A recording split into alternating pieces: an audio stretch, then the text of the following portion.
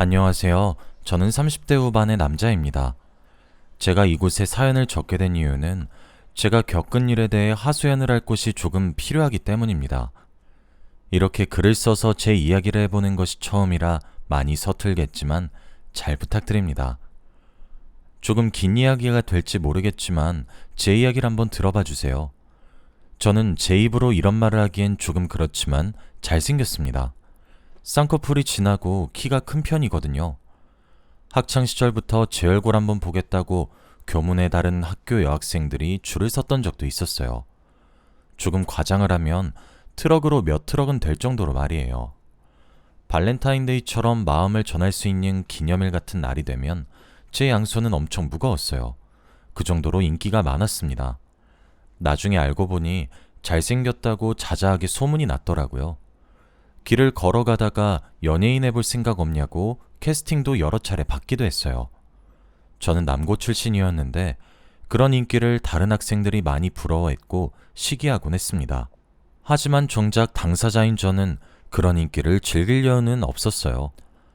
연예인이 되고 싶었지만 포기해야 했고 예쁜 여학생과 데이트를 하고 싶었지만 그럴 수가 없었습니다. 왜냐하면 우리 집이 정말 많이 가난했거든요. 저와 여동생이 자라기 시작하면서 점점 우리 집의 가세가 기울어졌습니다. 처음엔 저도 아파트에 살았던 것 같은데 빌라로 이사를 가고 주택으로 이사를 가고 그러다 중심가에서 점차 벗어나기 시작했고 사는 곳의 질이 점점 낮아지기 시작했죠. 그럴 수밖에 없었던 이유는 제 여동생 때문이었습니다. 저에겐 6살 어린 여동생이 있어요. 여동생은 4살이란 어린 나이에 갑자기 심장을 움켜쥐고 쓰러지게 되었고 이후 평생 침대에 누워서 지내게 되었죠. 알고 보니 여동생은 심장 관련 희귀질환에 걸려버리게 되었더군요.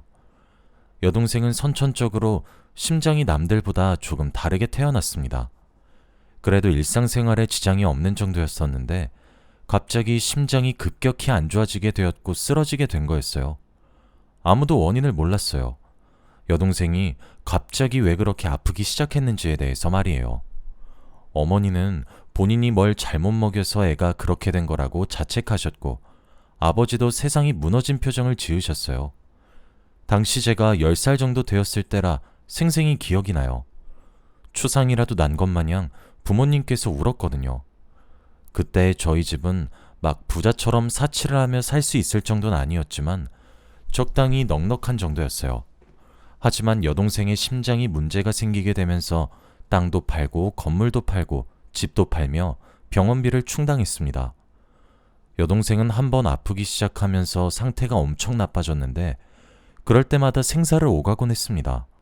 언제 심각해질지 몰랐고 발작이 시도 때도 없이 일어나곤 했죠. 저희 어머니는 거의 미쳐가셨던 것 같아요. 그때부터 부모님은 여동생에게 매달리기 시작했어요. 일단 애를 어떻게든 살려야 하니까요. 1년에 긴급 수술을 하는 것은 기본이었고 그게 대수술인 경우도 비일비재했습니다. 어머니는 여동생 병간호를 위해 일을 그만두고 여동생 옆에 24시간을 붙어 지내야 했고 저희 아버지는 생활비와 병원비 그리고 수술비를 대기 위해 회사 일이 끝나고 난 뒤 대리운전도 하셨죠. 어렸던 저는 항상 누군가에게 맡겨졌거나 외로움을 탔던 기억이 있어요. 그래서 여동생을 원망하기도 했었어요. 그런데 그 생각도 하지 않게 되었습니다. 오랜만에 퇴원해서 집으로 돌아온 여동생은 제게 귀엽게 웃으며 안겨들었던 볼살이 통통했던 모습은 온데간데 없었고 새하얗게 질린 얼굴로 겨우 미소만 띄울 수 있을 정도로 마르다 못해 야위어서 돌아왔거든요. 그러면서 제게 오랜만이라고 깨르르 웃었는데 어렸지만 그때 죽음에 대한 공포를 알게 되었던 것 같아요. 제가 점점 자라면서도 여동생의 건강은 별로 달라지지 않았어요. 조금 괜찮아서 나아지고 있구나 싶다가도 순식간에 악화되기를 반복했죠. 저희 집은 점점 가난해졌어요. 빚이 생기기 시작했고 점차 생활고가 찾아오게 되었죠. 그럴 수밖에 없었어요. 1년에 여동생이 수술만 몇 번을 하는데 그걸 아버지 외벌이로 감당하기 힘들었을 테니까요. 그래서 저도 생계에 뛰어들어야 했습니다. 고등학교에 입학하게 되면서 아르바이트를 시작했어요. 그런 제게 학창시절을 즐길 여유 따위는 존재할 수 없었습니다. 친구와 놀러갈 바엔 전단지를 하나라도 더 붙이곤 했어요. 그럼에도 불구하고 저는 여동생과 부모님을 원망하지 않았어요. 또래보다 훨씬 작은 몸으로도 어른들도 겁내는 수술을 잘하고 오겠다고 씩씩하게 대답하는 여동생을 사랑했고, 그런 여동생을 위해 정말 닥치는 대로 일을 하고 고생하시는 부모님의 희생정신이 멋졌거든요. 부모님과 저는 지칠 때마다 서로를 위로했고 희망을 얘기하며 마음을 다지곤 했었어요. 저는 바로 취업을 해서 좀 더 생활에 보태고 싶었지만 그래도 대학만큼은 부모님께서 억지로 보내셨어요. 저는 대학교 1학년 1학기를 마치자마자 일찍 군대를 갔어요. 그리고 복학한 학교에서 지연 씨를 만나게 되었습니다. 지연 씨는 유난히 제 얼굴을 좋아했습니다. 첫 만남에서도 제 얼굴이 이상형이니까 번호를 달라며 대뜸 손부터 내밀었죠. 지연 씨는 저보다 2살 연상이었어요. 그리고 우리 학교의 엄청난 유명 인사더라고요. 지연 씨는 제가 다니는 학교의 의대에 우수한 성적으로 입학한 의대생이었고 대대로 의사인 집안의 막내딸이었어요. 졸업을 하면 아버지와 어머니가 운영하는 병원을 물려받는 그런 다른 세상의 사람이었죠. 저는 그런 지연 씨의 대시가 부담스러웠고 계속 피해 다녔습니다. 하지만 그럴 때마다 쥐를 잡듯 저를 찾는 지연 씨가 웃겼고 또 그렇게 어떻게든 절 찾아내는 것도 신기했어요. 그렇게 저도 지연 씨에게 점점 호감을 가지기 시작했고 연애를 하게 되었죠. 지연 씨는 제가 가진 것이 없다고 해도 싫어하지 않았어요. 저는 지연 씨와 교제를 하기 전 제 사정을 모두 말했죠. 아픈 여동생이 있고 여유도 없다고, 돈을 벌어야 해서 나랑 만남을 이어가도 우선순위는 가족일 거라고, 지연 씨는 뭐든 상관이 없다고 이야기를 하더라고요. 그렇게 꽤 오랜 시간을 만났습니다. 저는 그 사이 시간이 지날수록, 해가 바뀔수록 제 부모님도 나이를 먹으실 거란 사실을 깨달았어요. 지금이야 아버지가 정정하게 돈을 벌고 저도 아르바이트를 해서 상당한 돈을 보태고 있으니 상관없지만 아버지가 회사 일을 하지 못하게 되는 경우가 오면 제가 올고지 감당해야 된다는 사실을 깨달았죠. 사람 일이 어떻게 될지도 모르는데 계속 이렇게 현상 유지만 할 수 없다는 생각이 들더라고요. 저희 부모님은 심지어 여동생한테 집중하느라 노후 준비도 안 되어 있었고요. 그래서 당장 조금 형편이 모자랄지라도 미친 듯이 공부를 해야 되겠다고 생각했어요. 제가 그래도 머리가 그리 나쁜 편은 아니었거든요. 결국 노력 끝에 알아주는 공기업에 취직했습니다. 저는 취업 이후에도 야근에 특근에 벌 수 있을 만큼 최대한 벌었어요. 확실히 제가 좋은 곳에 취업을 하니까 저희 집도 숨통이 약간 트이더군요. 하지만 숨통이 조금 트일 뿐 여유로워지진 않았어요. 그러던 와중 지연 씨도 졸업하고 부모님의 병원에서 일을 하기 시작했습니다. 지연 씨는 좋은 여자였습니다. 제가 가난해도 이해해 주었고 저를 끝까지 응원해 주었거든요. 가끔 제가 가족에게 집중해서 종종 서운해하긴 했지만 그래도 절 많이 사랑해 주었어요. 제가 많이 부족해서 좋은 것 하나 사주지 못했어요. 저보다 가진 것이 많았던 지연 씨가 제게 사주기만 했었죠. 항상 받기만 해서 너무 미안했습니다. 어딜 가도 대접받으면서 공주처럼 살 텐데 가진 거 없는 저를 만나 고생만 하는 것 같아서요. 그러던 어느 날이었죠. 지연 씨가 제게 프러포즈를 하더군요. 결혼하고 싶다고 말이에요. 당연히 저도 좋은 여자인 지연 씨를 사랑했기 때문에 결혼이 하고 싶었습니다. 하지만 저도 염치가 있죠. 한쪽이 기운 것도 아니고 폭삭 내려앉은 수준의 결혼은 지연 씨가 불행하기만 할 것 같았어요. 엉엉 울면서 미안하다고 거절했어요. 하지만 지연 씨는 끝까지 제가 들고 있는 짐을 같이 들어주겠다고 하더라고요. 함께 짐을 나누자고 하면서요. 그 말에 염치 없이 그러자고 고개를 끄덕였습니다. 제 예상과 달리 지연 씨네 부모님은 절 거세게 반대하지 않았어요. 지금 생각해보니 지연 씨가 귀하게 얻은 늦둥이의 막내딸이라서 그런지 지연 씨 고집을 못 이겼던 것 같아요. 대신 제게 내민 조건은 하나였습니다. 처가살이를 할 것. 저는 이렇게 흔쾌히 제 결혼을 찬성해주신 처가댁 사람들이 너무 감사해서 당연히 오케이 했어요.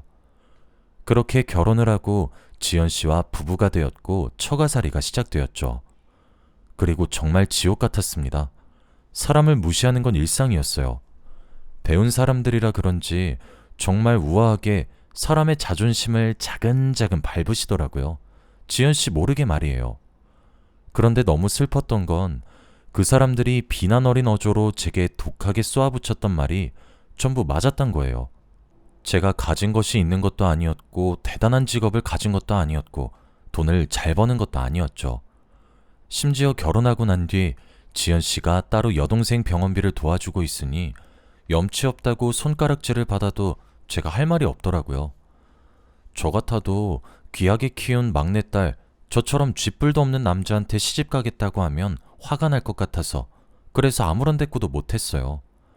그래도 이 집에서 지연 씨만큼은 제 편이어서 견딜 수 있었어요. 그런데 그것도 얼마 가지 않더라고요. 결혼한 지 한 3년 정도가 되던 해부터 지연 씨가 조금 겉돌기 시작했습니다. 점점 제가 어떠한 신호를 느꼈던 것 같기도 해요. 저를 사랑한다고 했던 몇 년 전과 달리 제게 싸늘하게 대하는 지연 씨를 느꼈거든요. 처음엔 예민한가 싶기도 했고 제가 뭘 잘못한 줄 알았어요.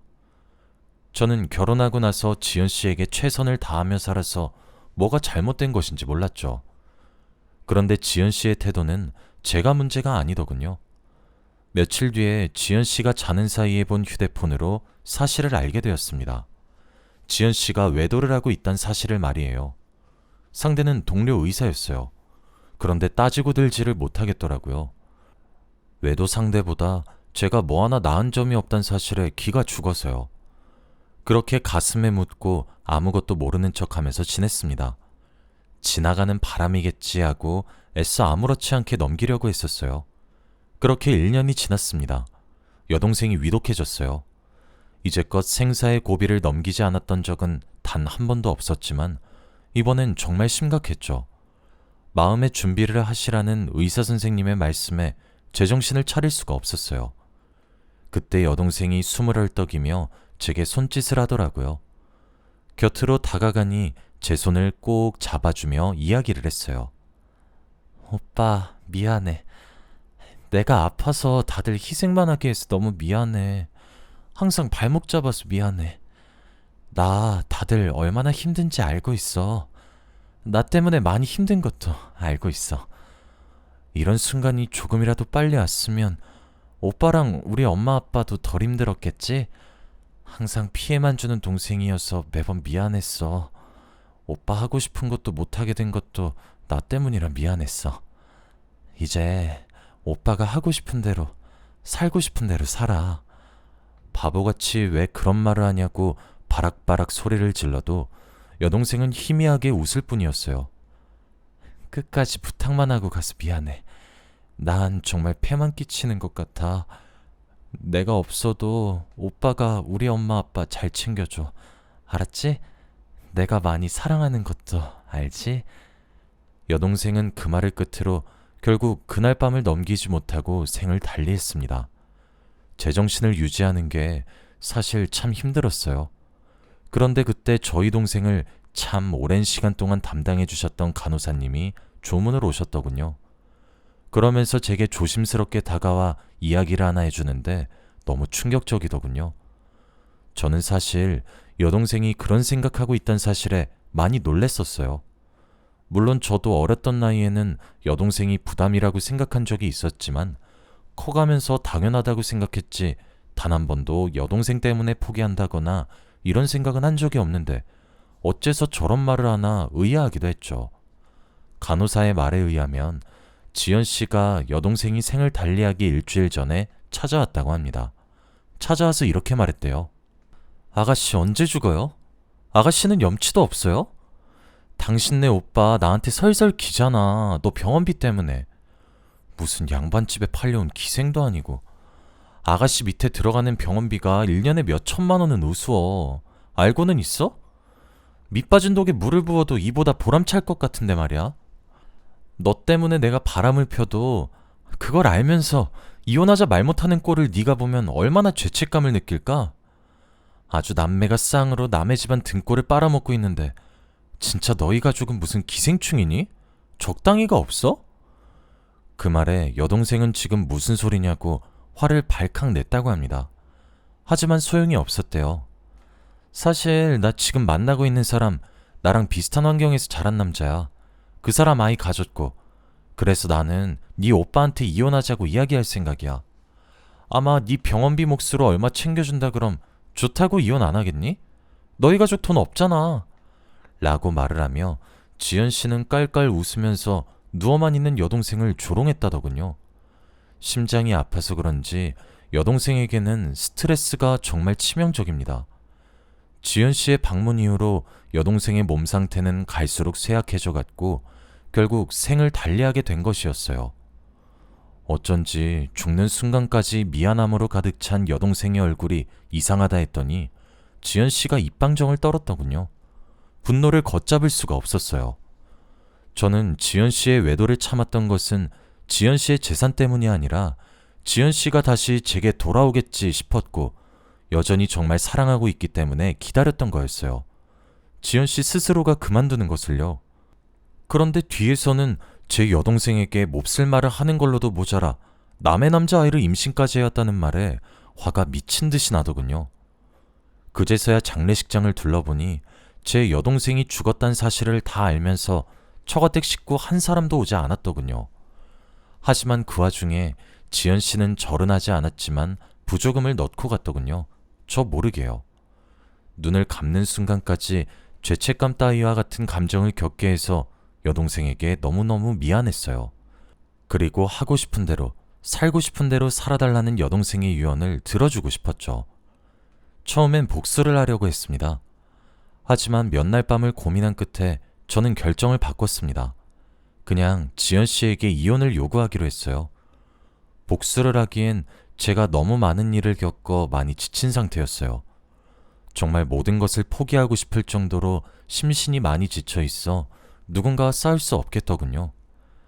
그냥 그저 그곳을 탈출해 여동생이 부탁했던 것처럼 부모님을 모시고 지내고 싶었어요.